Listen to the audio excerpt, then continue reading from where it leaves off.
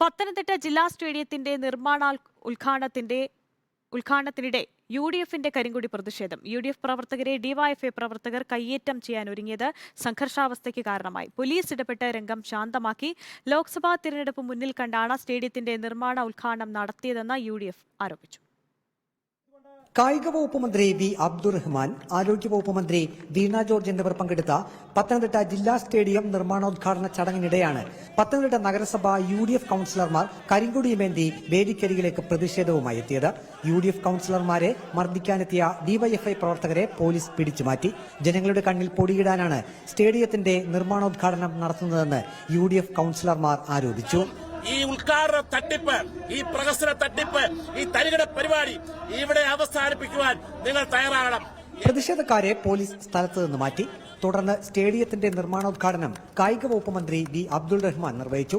വികസനം വരുമ്പോൾ യുഡിഎഫിന് അലോസരമുണ്ടാകുന്നത് സ്വാഭാവികമാണെന്ന് മന്ത്രി വി അബ്ദുൾ റഹ്മാൻ പറഞ്ഞു. കരിങ്കൊടി പൂമാലയാണെന്ന് മന്ത്രി വീണ ജോർജും പ്രതികരിച്ചു. ഈ സ്റ്റേഡിയം നിർമ്മിക്കുന്നതിന്റെ പേരിലാണ് പ്രതിഷേധമെങ്കിൽ ആ പ്രതിഷേധ മുദ്രാവാക്യവും ആ കരിങ്കൊടിയും പൂമാലയും ഐക്യദാർഢ്യ മുദ്രാവാക്യവുമായിട്ട് കരുതുന്നു. കിഫ്ബി പദ്ധതി പ്രകാരം 47.9 കോടി രൂപ വിനിയോഗിച്ചാണ് സ്റ്റേഡിയം നിർമ്മിക്കുന്നത്. ഊരാളുങ്കൽ സൊസൈറ്റിക്കാണ് നിർമ്മാണ ചുമതല. റിപ്പോർട്ടർ, പത്തനംതിട്ട.